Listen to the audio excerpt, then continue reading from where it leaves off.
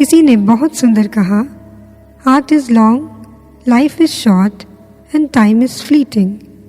कार्य बहुत है, जीवन थोड़ा है और समय तेजी से बहता जा रहा है। अतः चलते रहो, लक्ष्य पूर्ति के लिए प्रयत्न करते रहो। यही प्रकृति का नियम है। आप एक जगह स्थिर नहीं रह सकते, आगे बढ़ना ही जीवन है। चलता हुआ मनुष्य ही प्रभु को प्राप्त करता है, चलता मनुष्य ही फल चखता है।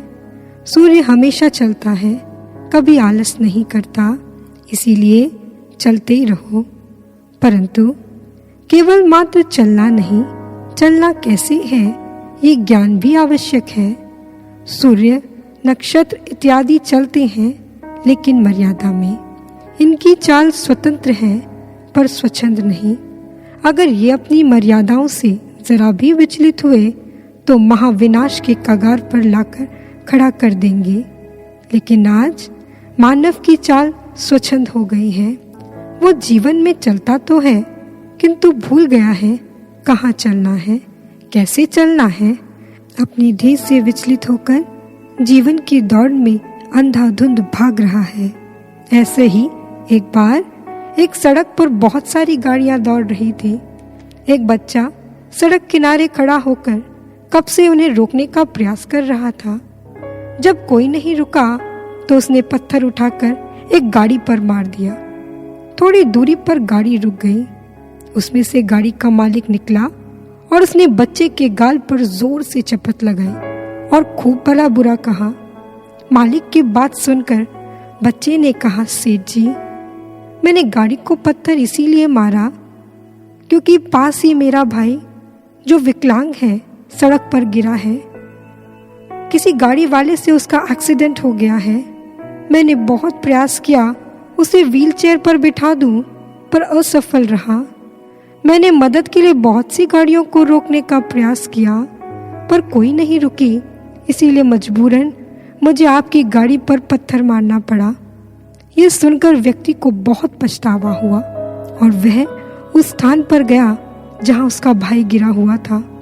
उसे व्हीलचेयर पर बिठाया और वापस अपनी गाड़ी के पास आकर उस स्थान को देखने लगा जहां पत्थर लगा था। ड्राइवर ने जब ये देखा तो मालिक से कहता है, आप चिंता मत कीजिए, मैं आज ही जाकर गाड़ी को ठीक करवा दूंगा।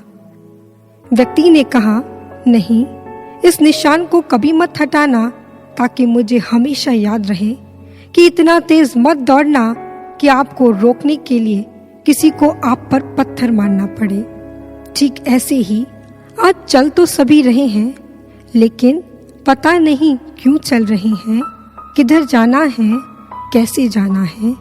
यही कारण है कि आज समाज की स्थिति इतनी बिगड़ी हुई है, आत्मा तक हिल जाती है।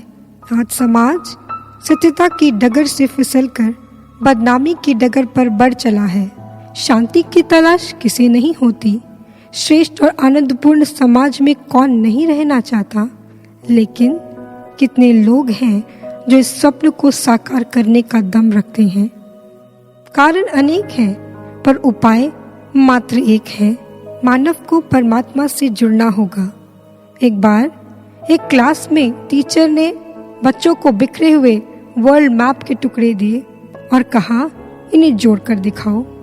सभी ने प्रयास तो बहुत किया पर असफल रहे, लेकिन उन्हीं में से एक बालक ने झट से जोड़कर दिखा दिया। सभी बच्चों ने पूछा, तुमने ये कैसे किया? बच्चे ने कहा, बहुत सरल सी बात है। मैंने इस मैप को उल्टा कर देखा तो इसमें मानव की आकृति थी। मैंने मैप को छोड़ उस आकृति को जोड़ना शुरू कर दिया। आकृति जुड़ते ही नक्शा भी तैयार हो गया। इसीलिए मानव को जोड़ने की आवश्यकता है। विश्व तो अपने आप ही जुड़ जाएगा और ये कार्य केवल पूर्ण सद्गुरु के द्वारा प्रदत्त ब्रह्म ज्ञान की साधना से ही संभव है। ब्रह्म ज्ञान की वर्षा ही मानव के कलुषित हृदयों को धो सकती है, पाशविकता से सने हुए समाज को स्वच्छ, सुंदर व रहने योग्य बना सकती है। और आज दिव्य ज्योति जागृति संस्थान के संस्थापक व संचालक गुरुदेव श्री आशुतोष महाराज जी आज समाज के उत्थान के लिए यही कार्य कर रहे हैं। दम तोड़ती मानवता को ब्रह्म ज्ञान के माध्यम से पुनः जीवित करने का बीड़ा उठाया है गुरुदेव श्री आशुतोष महाराज जी ने। पथभ्रष्ट हो चुके युवा को सही दिशा दिखाई है गुरुदेव श्री आशुतोष महाराज जी ने। इतना ही नहीं, आज ब्रह्म ज्ञान के माध्यम से समाज की एक एक इकाई में परिवर्तन देखने को मिल रहा है, क्योंकि जब समाज की इकाई मानव में परिवर्तन आएगा तो मानव से परिवार, परिवार से राष्ट्र और राष्ट्र से विश्व स्वतः ही बदल जाएगा। जब भी महापुरुष इस धरा पर आते हैं तो एक वृहद लक्ष्य को लेकर आते हैं और साथ ही समस्त जनमानस को इसमें योगदान देने का सुअवसर प्रदान करते हैं।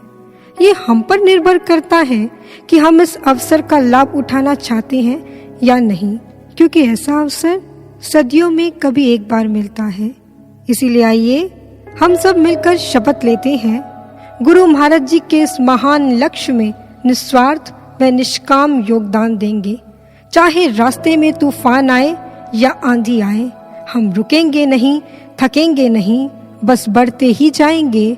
किसी भी परिस्थिति में अपने उत्साह को ठंडा नहीं होने देंगे, कदम से कदम मिलाकर चलेंगे। हमें है लालसा गुरुवर के सच्चे शिष्य कहानी की। तूफानों की व्यर्थ कोशिशें होंगी हमें डराने की। जरा ना ठंडा होने पाए, कदम से कदम मिलाकर चल। मंजिल तेरे पग चूमेगी, आज नहीं तो कल। गुरु के चिंतन से बदलेगी उल्टी चाल जमाने की।